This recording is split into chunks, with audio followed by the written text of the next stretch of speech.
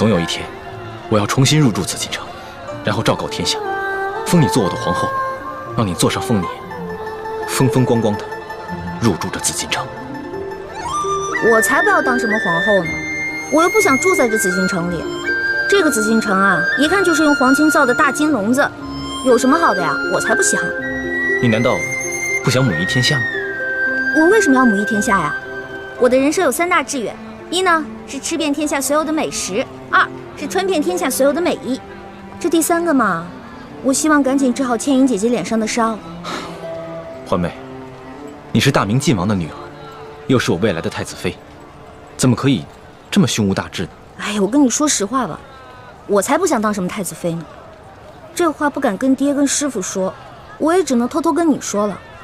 现在这世上太平，老百姓可以吃饱穿暖，这天下姓朱或者姓爱新觉罗又有什么区别呢？师傅为什么一直想要光复大明啊？你怎么能说出这么大逆不道的话呢？看，你生气了哈？这话我不敢跟师傅他们说，只敢跟你说。如果你要是生气的话，好吧，以后我就骗你，我说好听的话哄你，可以了吧？